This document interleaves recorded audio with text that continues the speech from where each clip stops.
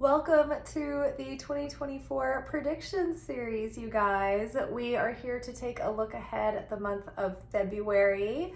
This is an oracle and tarot workshop with channeled messages for the collective. So this does not have anything to do with your sign. If you have been drawn to this video, you may resonate with part or all of the message.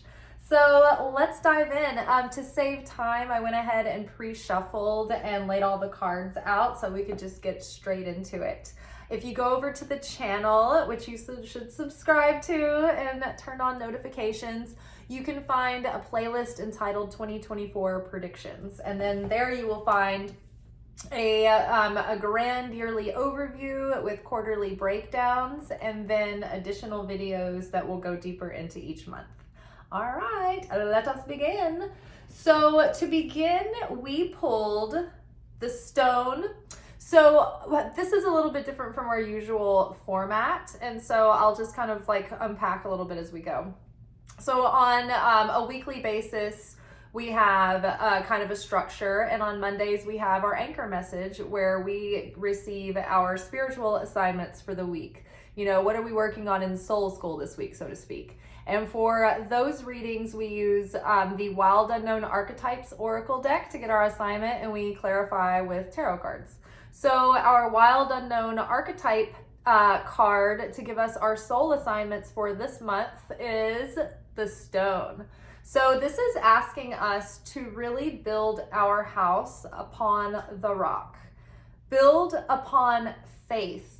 Beyond reason, beyond measure, beyond doubt. This is faith beyond reason where you've transcended logic. It's not that you're illogical. It's like, you know that the situation looks bleak, but you have faith beyond what you see in front of you. You can see or you can believe something before you see it. And so we're going to have to choose that kind of faith and certainty this month because there can be a tendency to want to shy away from discomfort or feel like you are feeling antsy and impatient and worried that nothing is happening. So another thing to take into account from the stone is that this is what is eternal. And we've talked about this on the channel before, but to me, eternal is not necessarily something that is always has been and always will be, but it is unwavering. It's unfluctuating. It's sustaining. It's unchanging. It's unconditional. And so our aim as spiritual students is to build more affinity with the light of the Creator. And as we do that, we find ourselves in alignment with our divine guidance and our divine favor, right? And that harmony, that cosmic flow. We prepare our vessel to channel and receive the light when we have affinity with the light. When we fall out of affinity with the light, we don't have the resonance as a vessel to draw that light down and channel it and direct it properly. So, you know, as we do this spiritual work, it's like what remains, you know, as things break down in this life, as we see that what seems so solid is actually not solid at all, that it is very fleeting and very mutable and very changeable. So what is it that we have that is eternal, that we can hold on to? Well, we've got the moments in our life where we gained a revelation that awakened us in such a way that we were able to be forever changed by it and forever liberated from some of our darkness. It is the darkness that we transmute into light that turns our bitterness into sweetness, that turns our resentment into, love and oneness. You know, it takes separation and becomes unity. When we give another person hope or faith, right, that remains with them. It's an effect that lasts. It has a resounding and lasting effect. It's the things that stay with us forever. It's real and genuine love that we share in a moment with another, or when we have that moment where we can see God moving in our life and we can witness an omen or a sign and really understand that it's like being communicated from spirit or from source, and you're just like, whoa, and it takes you by such surprise that it takes your breath away, you know? So the stone, what is eternal? What is going to give us long-term fulfillment and stability. And what that answer to that question, the wise man builds his house upon the rock, that's faith, that is certainty, that is lived in wisdom as well. That is being able to embody the wisdom that you've earned and exercise good judgment and discernment with faith and certainty without wavering, right? Without falling prey to fear, scarcity, lack, and doubt, right? We want to keep our vibration and our consciousness solid and stable. We want to become more like the light by establishing and adopting cause consciousness versus effect consciousness. Cause consciousness is like the creator. The creator was the Big Bang that brought forth this huge event that caused the whole universe to, gestate into life.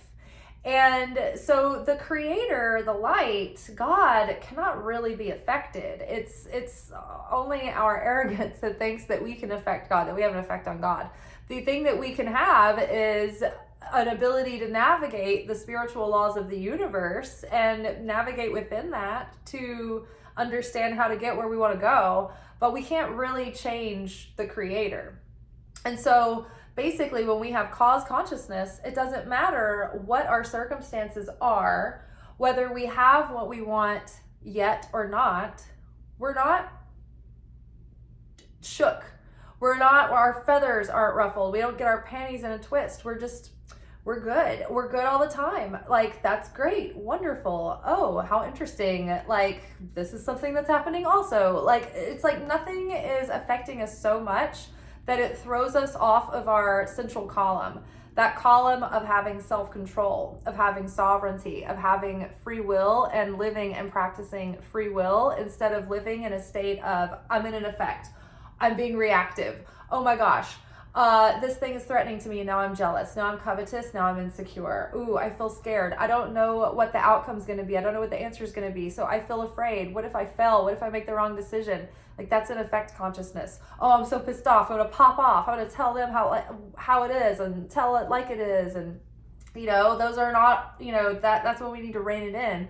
We need to practice self-control so that when everybody else is panicked about, the business is down or the market is shifted or, things are uncertain, my property value is dropping. It's like, you're fine. You know that you can channel miracles. So, like, the laws of society, don't determine the final answer, right? Just because it looks like it's going this way, you're like, no, the creator can come in and do anything.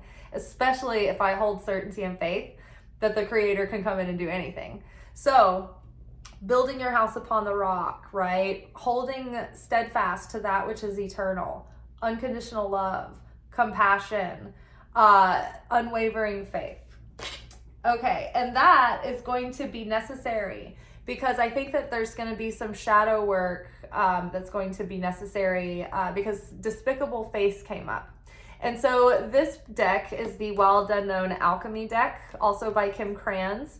And so on Mondays we get our archetypal message where we get the anchor message, where those are our spiritual assignments. Well, on Wednesdays, the alchemy message. This is about our process work through our spiritual practice, through our devotion. How are we supposed to approach this work? What's being asked of us, really? And so despicable face came up.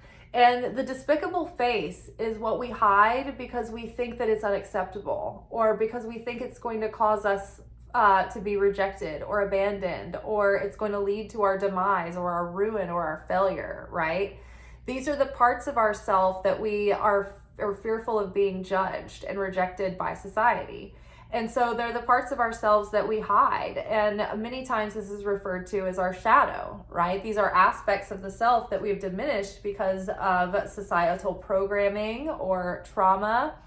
And so the big ask here is to go into what the subconscious presents to you this month.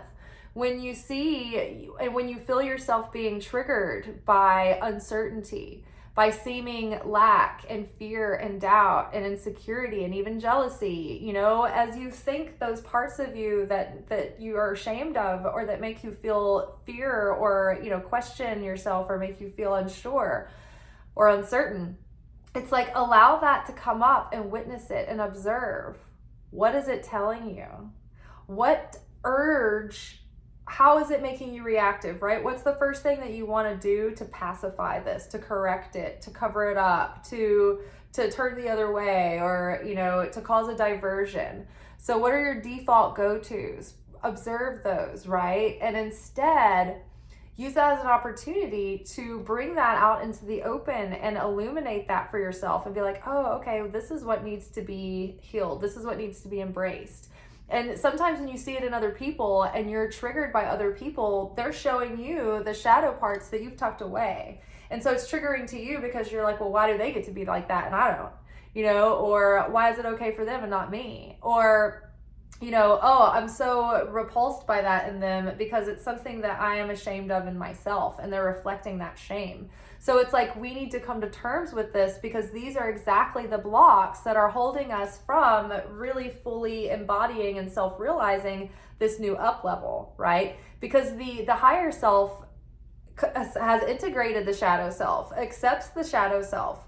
You know, it's the fact that we're pushing the shadow self away that we can't evolve the shadow self, right? We need to bring the shadow self out of the cellar, out of like the, you know, the dirty, shadowy pit of hiding, and bring the shadow self into the world of healing and transformation, and, you know, of changing those aspects and elevating them, not obliterating them, right? Some of those aspects, once elevated, will be your greatest strengths.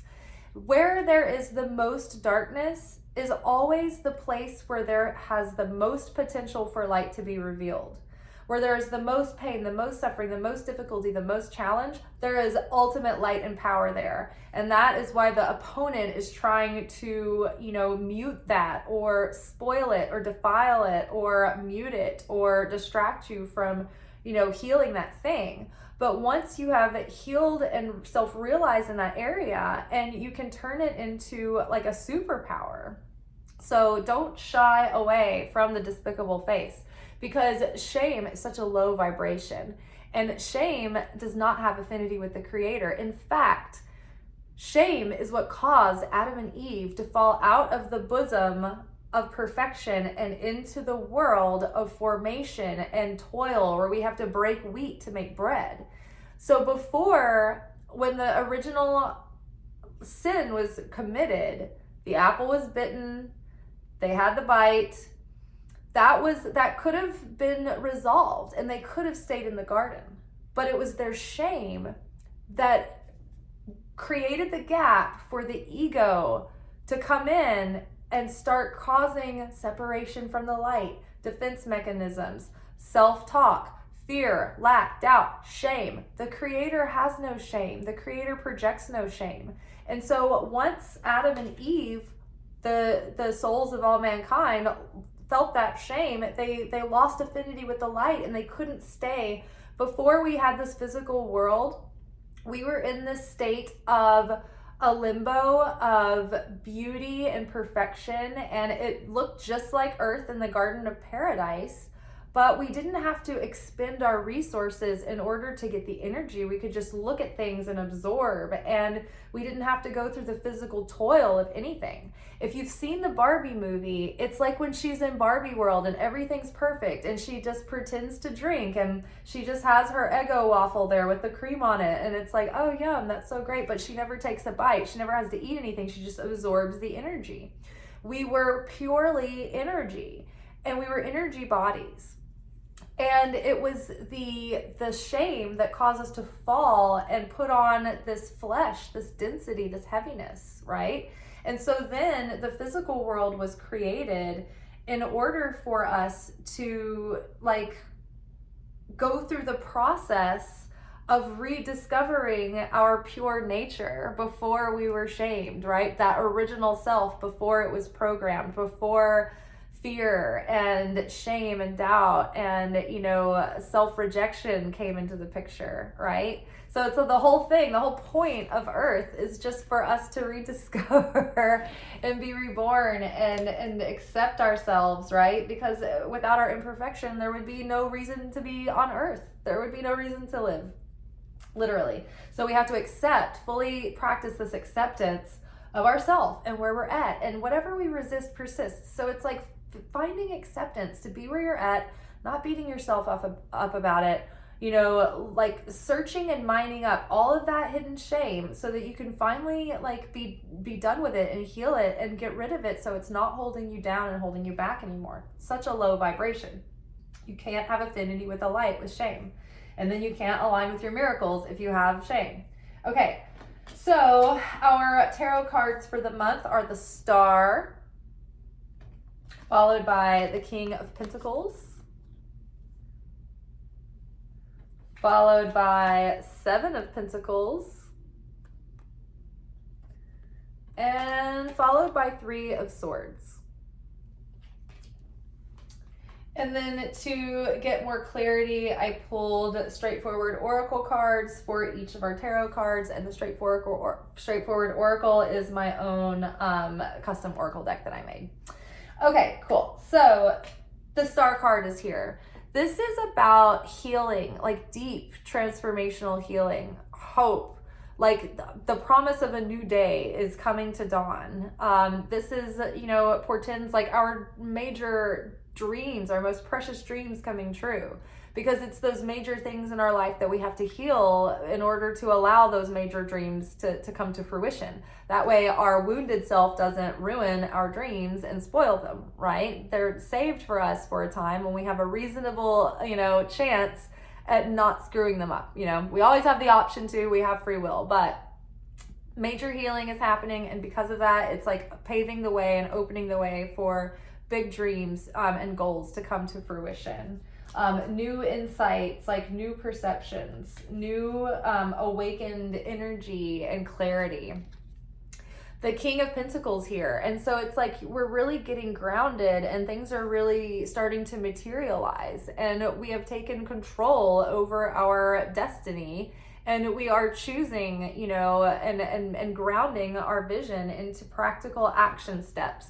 And because of that, we're starting to build real, like, physical, literal security and, abundance for ourselves.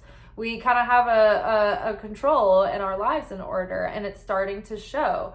So don't let your emotions get the better of you in February. You're better off than you think, and things are really starting to come into fruition. You just don't quite see it yet, but don't panic. There could also be an influence of a very stable masculine, influence coming into your life, a King of Pentacles type, who might become a good friend or a collaborator or an inspiration or even more. There is, a lot of sort of like love messages in the air between January and February. Next we had Seven of Pentacles. So this is like assurance that seeds are well planted. We're just feeling a little bit impatient, and we want things, we want to know, like, when is this going to bear fruit? Like, when is my progress going to show? When is this thing gonna have any forward progress? Or, when is this going to come to fruition? And the answer is just relax and have patience and be in the moment and just surrender to where you're at and try to enjoy the process along the way. Because it's the feeling of like the lack and the separation from what you have that could be continuing to lengthen the process.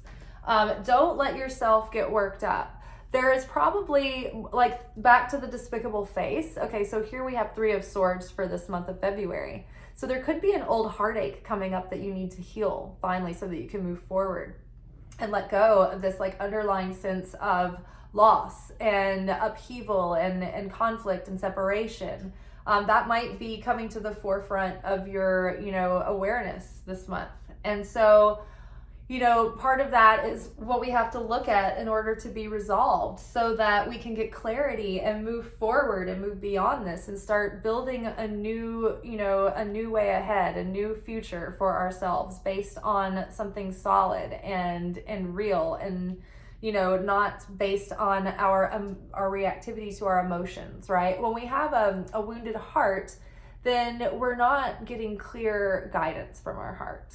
It has like the residue of the perceptions and, defenses built up around that broken heart.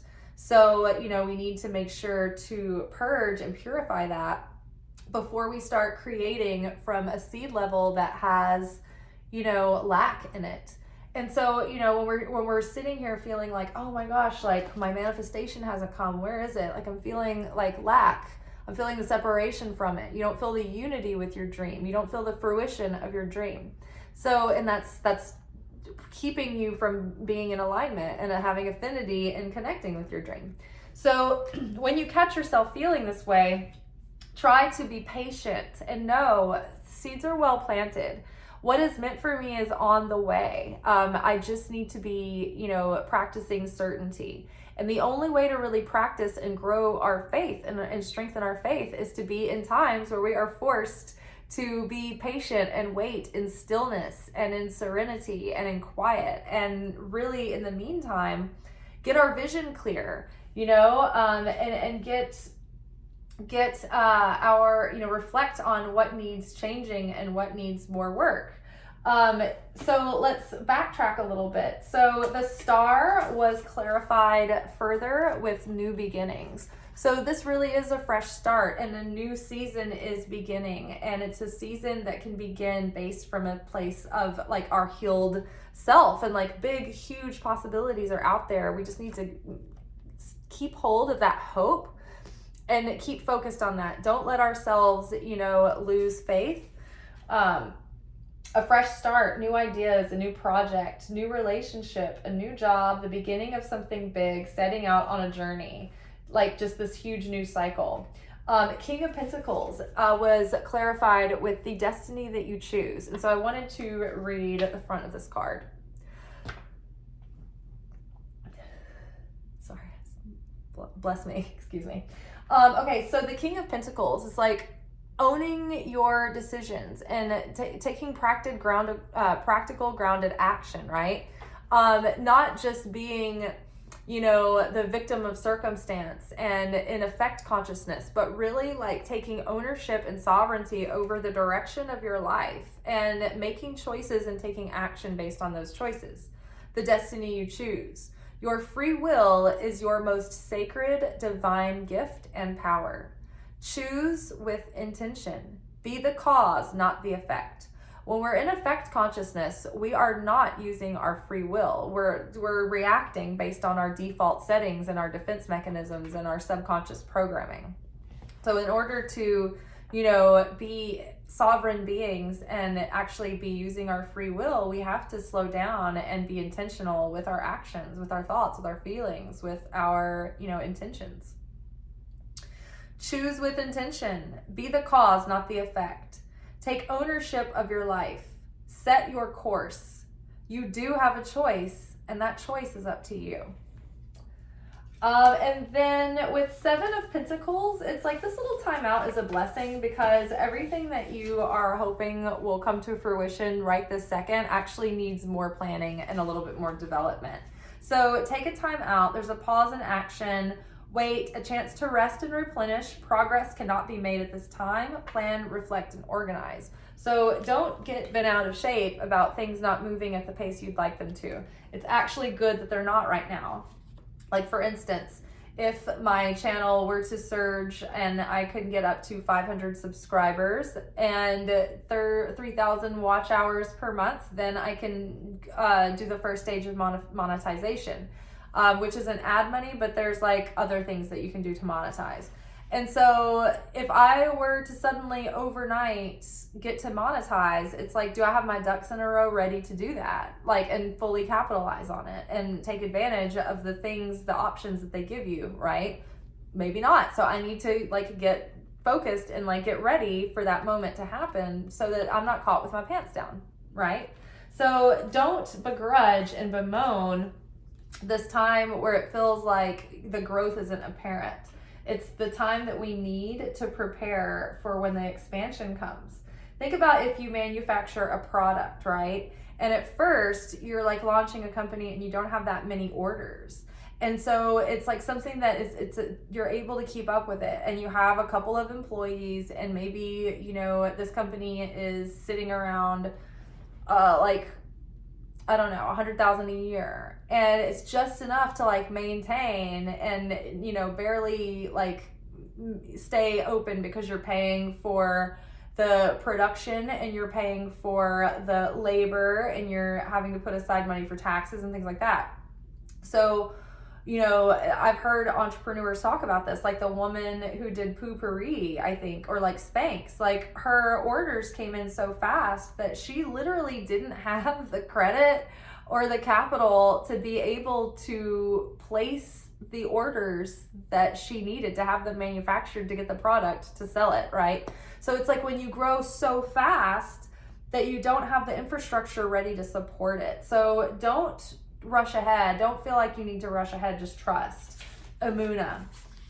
This is, okay, so absolute certainty, faith, understanding that you already possess everything that you desire. So again, understanding that you already possess everything that you desire. So do not get bent out of shape over what is not happening yet, okay?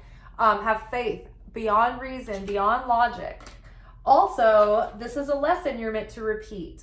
Natural cycles, growth, going deeper, next level. Everything is fine. You're meant to learn something from this. So there could be like a relationship coming back around where it feels like a similar cycle and you're afraid like to go in that direction again. And maybe there's something left that you still need to repeat and learn from it.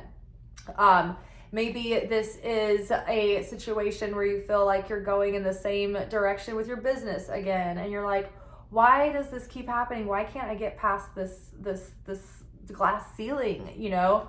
So don't beat yourself up about it. There's something about the situation where you didn't fully embody the lesson yet. So there's something in it that you still need to grasp, but be careful that you don't blindly go back into it and just the same way you did before and repeat the same decisions and behaviors that got you there in the first place, like into this disappointment of, oh, I lost, or oh, I failed, or whatever it was. This, you might have a second chance at a dream that didn't quite pan out, right? And then you may be facing similar challenges again. You're like, why is this happening again? Just understand that right now it's like it's destined to be that way. This is a lesson you're meant to repeat. So just getting your mind off of why me, why is this happening again, is going to alleviate a lot of suffering, and it's going to free up a lot of energy and mental space.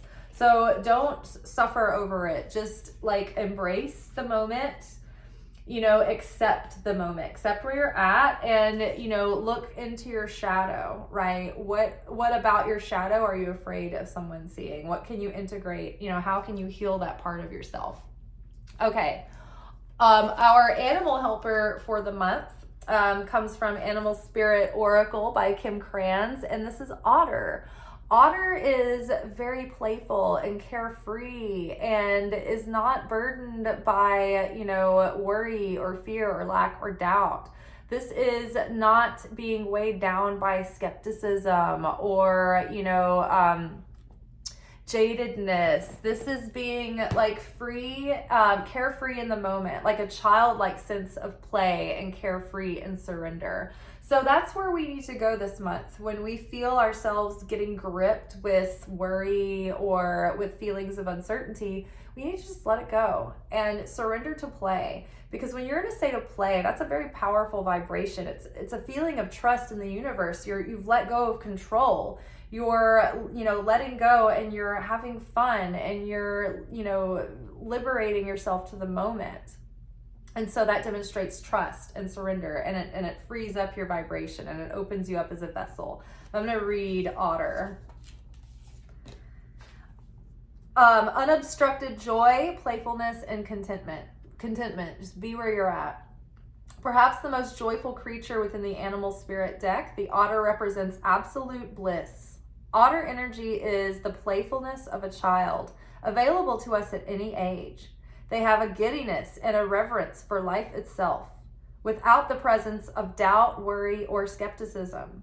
Imagine yourself with a little more otter energy. What would life look like? What would it take for you? What would it take to bring you there? So imagine yourself with a little more otter energy. What would that look like? What would it take to bring you there? The otter card begs these questions and wants to transport us to that precious place as soon as possible. The celebration awaits. When in balance, full of love and needs nothing. When out of balance, gloomy, sighs, makes silly excuses. To bring into balance, a dance party or celebration is in order. So dance your way through February and trust that all's well that ends well. And then, let's see, our goddess helper of the month is Parvati. She is the goddess of devotion and commitment. So again, it's like we're going to really have to stay committed and devoted to maintaining our faith and certainty in the rock and the stone and what is eternal, what is lasting, what is solid. We need to have solid emunah, solid faith, faith beyond reason that everything's going to be fine. We need to continue our devotion to do the inner healing work, do the deep inner work, integrate that shadow. And to be magnetic, there is an unblocked shadow specific workshop where you meet your shadow and there's journal prompts and meditations about reintegrating your shadow. It's one of the ones that I like to repeat, every, maybe even, I think I did it twice last year. So it's definitely worth doing. If you want to sign up for To Be Magnetic's membership, you can use my affiliate link below and it will give you like a 15% off discount on your monthly membership, I believe. I think monthly membership is like $30 and it's so worth it to me. I mean, there is more resources in that website than I've ever been able to use. But their workshops are invaluable. I'm still in the middle of the manifestation challenge right now, and I've already manifested a couple of things off my list, and then the year has barely started. I'm not even done with the challenge. So these are things that you're wanting to manifest within the next 6 to 12 months. And some of them are already coming true on my list. So you can sign up there if you'd like. I believe that I actually manifested an affiliate program with them because I kept talking about them and singing their praises before there ever was one. And I was like, there should be an affiliate program. I'm totally going to sign up. Now there is. So I did. So if you're interested, you should use my link. Anyone in my videos has a link below that you can use the link, my coupon code for you. And just follow the link and you can sign up for the membership there. And then it counts for me and I get probably a penny, penny a month. Okay, so Parvati, devotion, really being committed to sticking with it, to sticking with the practice, to becoming a greater vessel of sharing the light. Part of what we do to build the vessel, to create a vessel that can sustain and, that can draw in that creator, that fulfillment of the light and sustain it, is becoming a vessel that receives for the sake of sharing and not receives for the sake of the self alone. So what we're trying to do is we're trying to become a better vessel of sharing the light. When we can, draw the light and channel the light into the world, we are sharing the light with others. And so we're not healing ourselves just so we feel better. We're actually healing ourselves because we're like, oh, I know that this is elevating the upper realms. This is changing the balance of the cosmos. This is actually being the change I want to see in the world. And then it does have a ripple effect, in the outer world, not just in the energetic world, not just in the spiritual world, but in the outer world, it starts to change my immediate, surroundings. And then it broadens out and it spreads, like wildfire. So stay devoted to your inner transformation. I'm going to read her because it's important. That's our whole sole purpose in this life, is to become a greater vessel of sharing the light. It's the only reason why we're here. True commitment comes from wholehearted living in body, mind, and spirit. So wholehearted living, again, being fully present and accepting this moment and accepting yourself wholeheartedly, and putting your energy and focus into creating a life that's heart-centered for you, that your heart's in, that you love, that brings you passion, that brings you fulfillment and purpose, right? It's not that you're going to feel that way 24/7, 7 days a week, but it's going to be your overall trending feeling most of the time. Let's see. When the Hindu goddess Parvati rises up to greet you, she is acknowledging you for your sincere devotion to personal growth. With the world in so much turmoil, it's not easy to devote yourself to higher knowledge and a strong faith. But if you are to serve others by being a bearer of love, compassion, and light, you must recommit yourself every day, as unwavering in your devotion as Parvati was to Shiva, and her goal of bringing peace to the world. Parvati asks that you find silence and daily meditation to contemplate your devotion, as well as your commitment to all of life and to making the world a better place, becoming a greater vessel of sharing. The great goddess is present when you renew your devotion and make that relationship primary above all, right? Making the relationship with Creator your primary priority above all, right? That you build upon that rock. The wise man builds his house upon the rock. You build your beliefs, you build your security, you build your life on the rock, not on material world, not on, people, not on claim and power and fortune. You build it upon your relationship with Source. And the more you are devoted and consistent and you show up for that, the stronger your connection is, the more effective your prayers are, the more favor you find yourself in, because it's not because you're, like God likes you better than someone else. God's not that anthropomorphized, but it's because you're in alignment with the laws of the cosmos. Then in all areas of your life, okay, so hold on. The great goddess is present when you renew your devotion and make that relationship primary above all else. Then in all areas of your life, your every choice will be in alignment and in service to this truth. When the goddess Parvati comes to visit, it is a beautiful sign that you are on the right track, which echoes last month, January. It talked about being on the right track, aligning with the truth, like above all, let that truth come through and be revealed. And then the goddess Parvati offers you this assignment or this alignment task. Get your spiritual life in order. Make prayer and meditation part of your daily routine. Act as if you believe that what is for you will not go past you, and that what must proceed will do so without your interference. You will be amazed at how everything falls into place. The goddess Parvati reminds you that you are so loved and cherished. Divine feminine right there. It's like, get out of your own way. Don't force. Don't be overly domineering. Again, an echo from the message of January. It's like continuing on, being like satisfied and content in that position of being in that divine feminine, stillness, quiet, receiving until the moment is right, and then you act. All right, so our bird messenger is Mockingbird.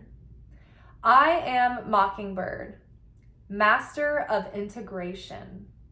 I am imitation. I am the ability to take what I hear and make it something of my own. I am observation and implementation. You may need to incorporate more into your sphere of influence. You may be required to listen for new signals around you. I am the necessity of learning from experience. I am the power of applying everything I retain. Listen to new people, hear new songs, speak new languages. I am voice without fear. I am the ability to discern my own purpose from that of others. Imitate only to learn and then create your own vision.